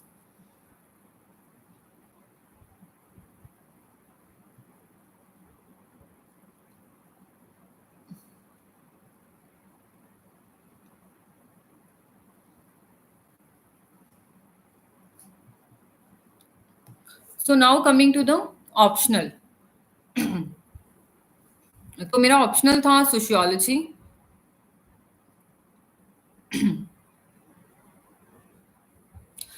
Somebody is asking, is it normal to take the nap during the exam? See, if you are going to take the nap during the exam, you won't be able to finish the paper, right? So you know how lengthy the papers are. You can't even, you don't even have time to look up, right? So yeah. Next is sociology. Sociology में my optional was sociology. पहले तो हमें ये देखना है कि हमें optional choose कैसे करना है, right? It can depend upon कि हमारा किस सब्जेक्ट में हमारा इंटरेस्ट है, राइट? और दूसरी चीज जो डिफाइनिंग फैक्टर हो सकती है कि अगर आप घर से प्रिपरेशन कर रहे हो तो आपके पास रिसोर्सेज किसके अवेलेबल हैं, right? Because that's the most important thing कि आपके पास मटेरियल हो। तो मैंने सोशियोलॉजी लिया था बिकॉज इसका सिलेबस मुझे थोड़ा मतलब इजी टू कॉम्प्रीहेंड लगा, इंटरेस्टिंग लगा, और मुझे लगा कि इसके रिसोर्सेज जो हैं वो इजीली अवेलेबल हैं if I have to prepare from the home. But this was the subject कि जिसमें मेरे मेंस में मार्क्स नहीं आ रहे थे, तो which is why I was failing in mains again and again. तो पहला जब मेरा प्री हुआ था उसके बाद मैंने ऑप्शनल की तैयारी शुरू की थी, which is something that you people should not do. आपका ऑप्शनल तैयार होना चाहिए आपके प्रीलिम से पहले। तो पहले में तो मैंने सिर्फ नितिन सांगवान सर की बुक फॉलो की थी और कुछ सीपी क्लासेस के लेक्चर्स वगैरह देखे थे। बट मेरे मार्क्स उस टाइम नहीं आए थे क्योंकि मेरी सोशोलॉजिकल अंडरस्टैंडिंग डेवलप नहीं हुई थी। फिर मैंने विकास रंजन सर के नोट्स उठाए, उनके वीडियोस वगैरह देखे, तो वहां से सिलेबस को सोशियोलॉजी के को फिनिश किया और विकास रंजन सर की टेस्ट सीरीज लगाई। तो दीज वर माय रिसोर्सेज। मैंने कोई भी और बुक, कोई रिसोर्स और फॉलो नहीं किया। विकास रंजन सर के नोट्स, विकास रंजन सर की टेस्ट सीरीज, थोड़ा बहुत चैट जीपीटी से कुछ कुछ क्वेश्चंस के answers I use to ask ChatGPT के इसमें मुझे कुछ थिंकर्स ऐड करके दे दो, कुछ इस क्वेश्चन को सोशियोलॉजिकल थ्योरीज से डिफाइन कर दो। थोड़ी बहुत चैट जीपीटी की हेल्प ली ताकि थोड़ा आंसर्स को कुछ अपना पर्सनल टच दे सकूं, कुछ यूनिक बना सकूं, बट ज्यादा नहीं, मतलब कुछ कुछ क्वेश्चंस में। एंड थोड़ा बहुत स्लीपी क्लासेस का मटेरियल पहले मतलब मैंने जब जो कोई टॉपिक मुझे समझ नहीं आता था, जहाँ किसी टॉपिक में वैल्यू एडिशन चाहिए होती थी, तो मैं स्लीपी क्लासेस के वीडियोस को फॉलो कर लेती थी और उनको विकास रंजन सर के नोट्स हैं जो उन्हीं में ऐड कर लेती थी। एंड जो फर्स्ट 3 चैप्टर्स हैं उनके लिए नितिन सांगवान सर और स्लीपी क्लासेस के वीडियोस ज़्यादा फॉलो किए थे, एंड कुछ कुछ विकास रंजन सर के भी नोट्स फॉलो किए थे। So this was all for the sociology. And sociology में मेरे कुछ 257 मार्क्स आए हैं, नॉट वेरी गुड मार्क्स। तो इसमें आई वुड ज़्यादा कुछ I will not like to suggest. So somebody has asked कि can you completely rely on the IBC course for the GS preparation? देखो मैंने पूरा डिटेल में आपके साथ शेयर किया है कि कौन कौन से रिसोर्सेज फॉलो किए थे। आईबीसी कोर्स से इनसाइट्स का जो ब्रिज कोर्स है उससे आपका काफी बेस मटेरियल तैयार हो जाएगा, ठीक है? बेस मटेरियल तैयार होने के बाद उसको मतलब GS2 के लिए तो मैं कहूंगी कि हाँ वो बहुत ज्यादा सफिशिएंट है, उसकी ज्यादा और कुछ करने की जरूरत नहीं है, उसमें सर सारा कवर कर देते हैं। बट बाकी की चीजों के लिए आपको कहीं और से भी वैल्यू एडिशन चाहिए होगी, तो आप मतलब उसके हिसाब से कर सकते हैं। एथिक्स का मैंने आईबीसी कोर्स नहीं किया था, सिर्फ जीएस के लिए किया था। GS1 के लिए जैसे आपके जो प्रीलिम्स के नोट्स होंगे उसके साथ ऐड ऑन कर सकते हो आप आईबीसी कोर्स को, तो आपका वो एक कंप्लीट हो जाएगा। और GS3 के लिए मैंने आपको मल्टीपल सोर्सेज बता दिए कि कुछ करंट अफेयर्स भी करने होते हैं, जहाँ फिर आपको अपनी आंसर राइटिंग भी पॉलिश करनी होगी, राइट? कि इट्स नॉट जस्ट कि आईबीसी कोर्स है कर लिया। जीएस 2 के लिए तो फिर भी मतलब सर बहुत ही अच्छे तरीके से क्वेश्चन आंसर फॉर्मेट में सारा करवा देते हैं, बट बाकियों के लिए थोड़ी आपको आंसर राइटिंग को पॉलिश करना चाहिए, थोड़ी वैल्यू एडिशन, एग्जाम्पल्स के एग्जाम्पल्स वगैरह आपको ऐड कर लेनी चाहिए। And you can take the help of ChatGPT for that. And I मतलब मैंने बहुत अच्छे से यूज किया था इस बार चैट जीपीटी को, बहुत अच्छे से, पहले मतलब नहीं किया था, इस बार किया था, so I was able to get the good marks in the GS papers.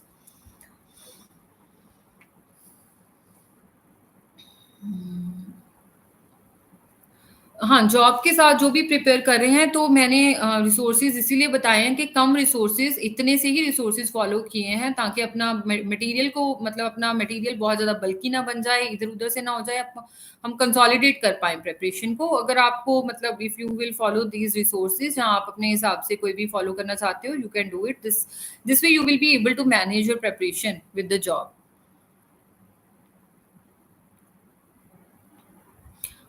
Geography का मेंस का मैंने आपको बताया, एक तो प्रीलिम्स के ही जो मेरे सुदर्शन गुर्जर सर के नोट्स थे, एक मैंने सारे प्रीवियस ईयर क्वेश्चंस को क्वेश्चन आंसर फॉर्मेट में लिखा था पिछले 2013 से लेकर के, और तीसरा थोड़ा सा मैंने अभी का जो अपना इनसाइट्स का ब्रिज कोर्स है वहां से ज्योग्राफी कवर कर ली थी।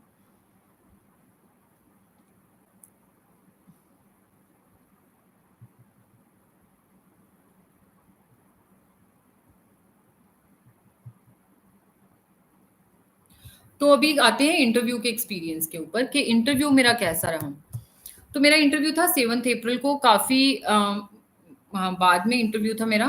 तो I had enough time to prepare for the interview. मेरे 182 नंबर आए हैं इंटरव्यू में। सुमन शर्मा मैम का बोर्ड था मेरा। तो मेरा जो इंटरव्यू की प्रिपरेशन के लिए मोस्ट इम्पॉर्टेंट थिंग वाज कि एक तो आपका डैफ प्रिपेयर होना चाहिए, राइट? कि आप कौन से स्टेट से हो, कौन से डिस्ट्रिक्ट से हो, आपका जैसे मेरा वर्क एक्सपीरियंस था तो मुझे कोई मतलब थोड़ा हिंट मिल जाता है एक, कि टैक्सेशन के बारे में उन्होंने पूछना शुरू किया, उसको ट्रम्प के जो डिसीजन से उसको उसके साथ रिलेट करके, सो फाइनेंशियल ईयर क्या ये वो ऐसी चीज़ों से शुरू किया। तो इंटरव्यू एक्सपीरियंस वाज गुड कि वो they don't want to fail you, right? वो they are there to select you, but आपके डैफ से या आपके जो मतलब डैफ से करंट अफेयर्स से दे स्टार्ट समटाइम्स के that is what gives them the hint कि वो कहाँ से स्टार्ट करें। So in the interview what you can do is के पहले तो आपकी करंट अफेयर्स के ऊपर उस टाइम पे जो चल रहे हैं वो बहुत अच्छे से पकड़ होनी चाहिए। तो उस टाइम पे मैंने करंट अफेयर्स का लिए न्यूज़पेपर 2-3 पढ़ने शुरू कर दिए थे, बट उस टाइम पे I was not reading the Hindu newspaper, उस time I was just reading Hindustan Times, Times of India, and sometimes कुछ इकोनॉमिक टाइम्स या मिंट वगैरह, these newspapers I used to follow. And then एक वो अपना आता है फर्स्ट पोस्ट का जो पालकी मैम का आता एपिसोड होता है 1 घंटे का, वो मैं फॉलो करती थी इंटरनेशनल रिलेशंस के लिए। तो दिस मतलब करंट अफेयर्स पे बहुत ज़्यादा फोकस था क्योंकि there are 5 members, right? Board में होते हैं, तो 5 मेंबर्स में से किसी के दिमाग में कुछ भी आ जाए और उन्होंने कुछ भी पढ़ा हो न्यूज़पेपर से, सो दे कैन आस्क यू। तो उस टाइम पे न्यूज़पेपर्स पढ़ने मतलब बहुत ज़रूरी होते हैं इंटरव्यू के टाइम पे। बाकी अपनी कम्युनिकेशन स्किल्स पे यू शुड वर्क, अपनी पर्सनैलिटी पे you should work, your communication skills में there should be clarity in those, right? आप फ्लुएंटली बोल पाते हो, so these things add on to your personality and help in getting the good marks. बाकी आपका डैफ अच्छे से प्रिपेयर होना चाहिए, आपको सब कुछ पता होना चाहिए। सो this is all you can do about it. बाकी हाँ, जो आपकी बेसिक जो नॉलेज है जीएस ये वो वगैरह, उसमें से तो they can ask you anything, right? कोई भी जो भी कॉन्सेप्चुअल या चीजें हैं वो तो आपके ऑप्शनल या जीएस में से वो any time they can ask.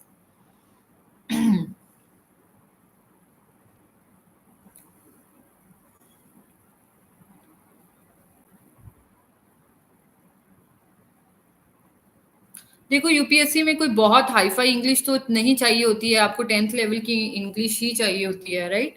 You have to write the answers in very simplified format.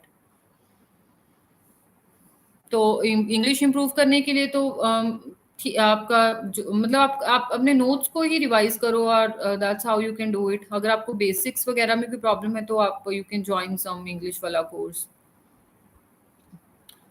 देखो, सोशियोलॉजी को कंप्लीट करने के लिए मैं बोलूँगी कि मुझे टाइम लगा सोशियोलॉजी को कंप्लीट करने के लिए, क्योंकि आई did not follow the right strategy पहले।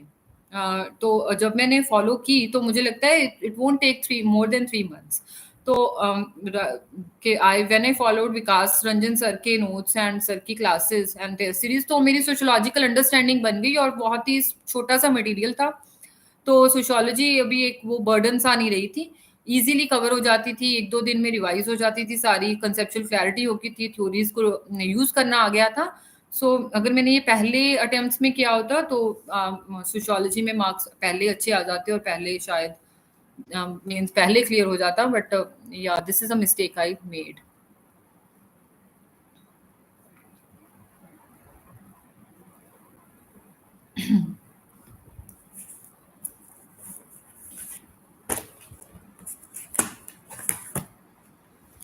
सो प्रीलिम्स में अब की बार बोल रहे हैं लोग कि 2 आवर्स काफ़ी कम लगे, कि थोड़ा लेंथी लगा, क्योंकि इस बार 3-3 स्टेटमेंट्स थी। तो आपको हाँ, तो इस सब के लिए आपको प्रीलिम्स में practice, practice, practice, practice, revision, practice, revision, this is the strategy for the prelims. आप देखोगे कि प्रीलिम्स में कितनी कॉन्सेप्ट्स रिपीट हुए हैं, जहाँ कितने कंसेप्चुअल क्वेश्चंस पूछे हैं।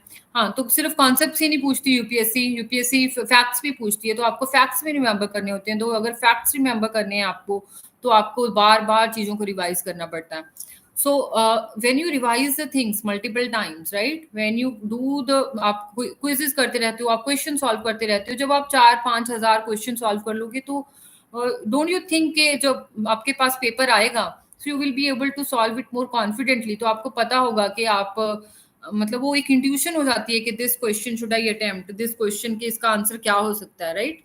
हाँ, इंट्यूशन हर बार सही नहीं होगी, but would be right so many times कि आपको you will be able to fetch the good marks, you will be able to clear the cut off। तो आप अगर 4-5 हजार क्वेश्चंस कर लोगे, तो फिर ये वाली चीजें इतना मतलब जो आपको प्रॉब्लम आती है जब सामने क्वेश्चन पेपर आ जाता है, दैट वोंट बी देयर। हाँ, जब क्वेश्चन पेपर आएगा तो हमेशा वो क्वेश्चंस नए लगेंगे, वहां पे जाके एक बार लगेगा कि कुछ नहीं आता, बट इवेंचुअली जब as you will go through the paper, तो आपको रिकॉल होंगी चीजें, आपकी सारी नॉलेज आपके दिमाग में आएगी, तो आप कुछ एलिमिनेट कर पाओगे कुछ चीजों को, you will be able to arrive at the right answer.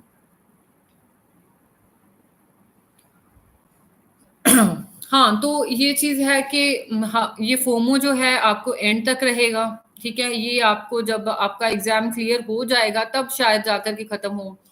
जब तक आपका पहला प्रीलिम्स नहीं निकलेगा, तो प्रीलिम्स के लिए फोमो रहेगा कि ये मटेरियल मेरा मिस हो रहा है। जब तक मेंस नहीं निकलेगा, तो मेंस के लिए फोमो रहेगा।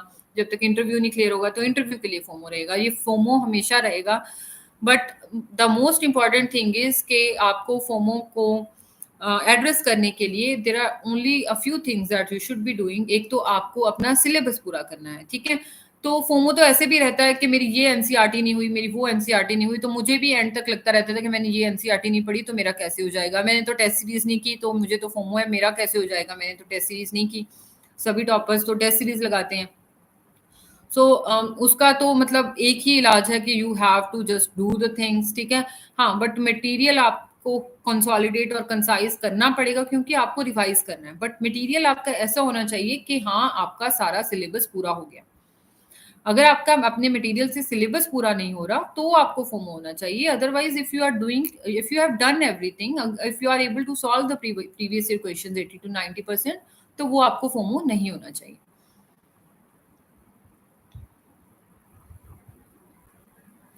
सो somebody is asking UPSC is luck और hard work. I would say it's both. पहले तो आपको आपके हाथ में क्या है? आपके हाथ में आपका हार्ड वर्क है। Luck is not in your hands, right? So if you have come into this jumped into this preparation, so you can just focus on your hard work, right? You can't focus on your luck. You can just pray. Just you should pray and you should do your hard work. That's what is in our hands. Other things are not there in our hands, so we can't keep thinking about it, which what is not in our hands.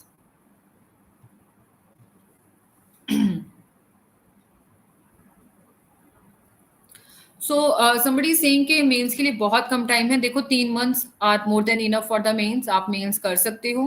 आप मतलब proper resources को follow करो, कम resources को follow करो, mains will be doable.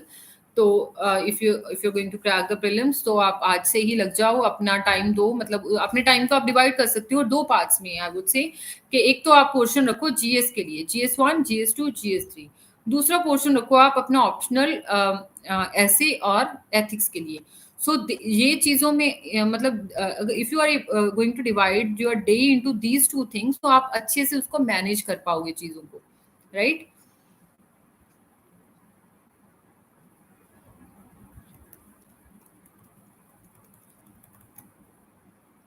So those people who are in the first year of graduation और somewhere, तो वो अपनी प्रिपरेशन स्टार्ट करना चाहते हैं, तो आप अपना बेसिक्स अपना मतलब एक एक सब्जेक्ट को कंप्लीट करो, नोट्स बनाओ, उसके बेसिक रिसोर्सेज को फॉलो करो।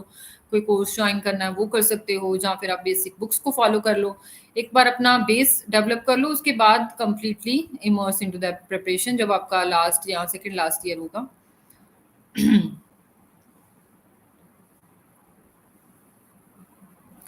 ज्योग्राफी का पूछ रहे हैं कुछ, के क्वेश्चन आंसर फॉर्मेट में कैसे, जैसे ज्योग्राफी के जितने भी प्रीवियस ईयर क्वेश्चंस हैं आप उनको अटेम्प्ट करो, मेंस के। आप उनको उनके नोट्स बनाओ अटेम्प्ट करके क्वेश्चन आंसर फॉर्मेट में, कि कैसे लिखोगे आप all the information, all the points you are going to write. And वो जो जब आप नोट्स बना लोगे, एक तो आपको आइडिया आ जाएगा कि यूपीएससी में कुछ चीजें रिपीट भी होती हैं। फॉर एग्जाम्पल जो क्लाउड बर्स्ट वाला क्वेश्चन था, कभी यूपीएससी ने GS3 में पूछ लिया, कभी GS1 में पूछ लिया, राइट? ऐसे ही सोसाइटी में कई बार यूपीएससी पूछ सकती है, एआई का क्वेश्चन अगर उसमें आ गया, अपने एथिक्स में आ गया, तो यूपीएससी सोसाइटी में पूछ सकती है।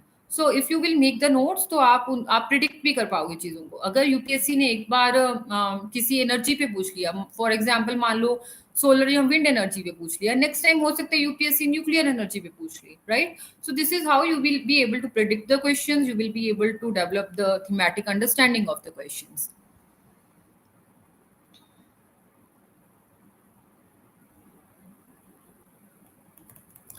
मेंस की स्ट्रेटेजी मैंने आपको सारी अपनी शेयर कर दी है, और रिसोर्सेज भी शेयर कर दी हैं। अगर आप चाहो तो उनसे आप हेल्प ले सकते हो। बहुत ही वो कम मटेरियल मैंने बताया जो मैंने यूज किया। अगर आपको मतलब कोई भी चीज उनमें से सही लगे, so you can use that.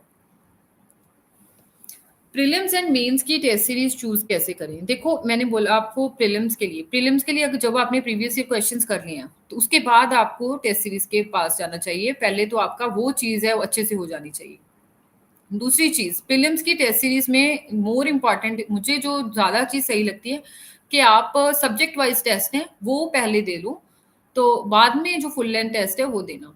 और टेस्ट सीरीज मैंने कोई ज्वाइन नहीं की को, तो मैं आपको नहीं बता सकती कि you can use that, but मुझे लगता है कि टेस्ट सीरीज जो आपको ऐसी लगे कि वो आपके मतलब वो तो सिर्फ उसी कोचिंग के मटेरियल से सॉल्व होगी, वो तो अदरवाइज सॉल्व ही नहीं होगी। जो जहां आपको लगे कि ये यूपीएससी टाइप के क्वेश्चंस ही नहीं है, जो आपकी रिवीजन में हेल्प नहीं कर रहे, जहाँ वो बहुत ही फालतू की इन्फॉर्मेशन दे रहे हैं, so you should avoid that kind of test series. When the session will end, तो आप दोबारा से वो वीडियो देख सकते हो, अच्छे से सुन सकते हो। तो I will ask the UPSC times के मैं ना अपनी एक वो जो लिस्ट है मटेरियल की, वो भी आई ट्राई कि आप तक पहुंच जाए, वो भी डलवा दूंगी।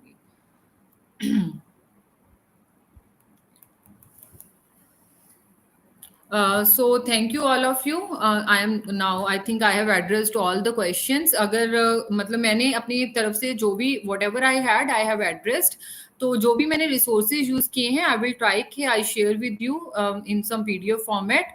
I'll request the UPSC Times for that, so that for your ready reference.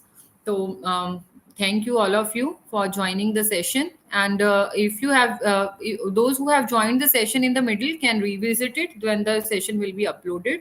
तो मैंने अपनी सारी स्ट्रेटेजी और सारी रिसोर्सेज इस सेशन में शेयर किए हैं। And thank you all of you, all the very best for your UPSC journey.